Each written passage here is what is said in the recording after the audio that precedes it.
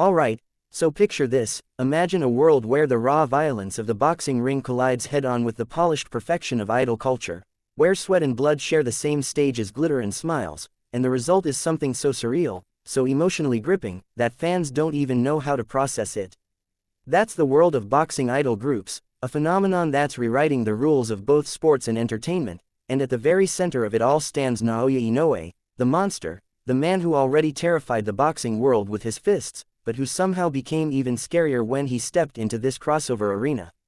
The night it happened didn't even feel real. Tokyo Dome packed to the rafters, ring lights blazing, but instead of the usual pre-fight tension, you had choreographed routines from idol groups hyping up the crowd, fan chants echoing like it was a concert rather than a fight, glowsticks waving in unison while Inoue sat backstage with his gloves laced, listening to the thunder of music and cheers, his face cold and unreadable, and that contrast, that clash of spectacle and savagery, was what made the moment unforgettable. Because when Inoue walked out, he didn't just have his team behind him, he had an entire idol group flanking him, #I style, perfectly synchronized, moving with him as if the ring walk was a performance piece. Fans who'd come just for the concert screamed with joy, while hardcore boxing purists looked on in disbelief, muttering about how this was turning into a circus. But then came the switch. The moment the first bell rang, the smiles dropped, the music cut, and the monster inside him came alive. What followed was destruction so clinical, so terrifying, that it felt like the sport itself had split into two realities, one of entertainment and one of pure violence.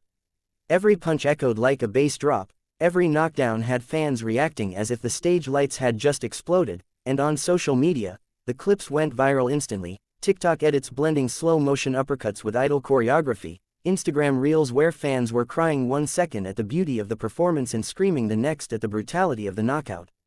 Behind the scenes, the idol members themselves admitted later that they were shaking, not from nerves about performing, but from watching Inoue dismantle another man in front of their eyes, the sound of bones cracking mixing with the roar of the crowd, and yet they couldn't look away.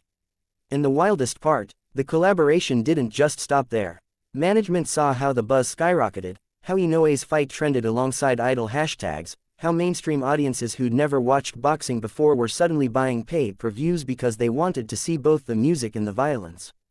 And fans started to pick sides. Some called it the future of combat sports, a fusion of spectacle that kept your heart racing from start to finish, while others said it was dangerous, even disrespectful, to turn a warrior's craft into pop culture.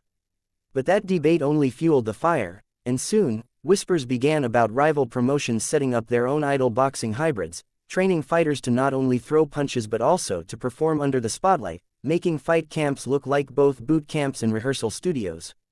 And in the middle of this storm, Inoue just kept doing what he always does, destroying opponents, unfazed by the noise around him, but the aura grew darker, scarier. Fans began to say he wasn't just a boxer anymore, he was an idol executioner, a figure who could turn the brightest, most polished stage into a scene of carnage in seconds. Even idols who appeared with him admitted privately that being near Inoue before a fight felt like standing next to a bomb about to go off, and yet they craved it, because nothing gave them that kind of adrenaline rush. The fandoms clashed online, idol fans and boxing fans merging in chaotic comment wars, edits, fancams, debate threads blowing up Twitter and YouTube, and every time someone posted a clip of Inoue's knockout synced to idol music, the myth grew bigger.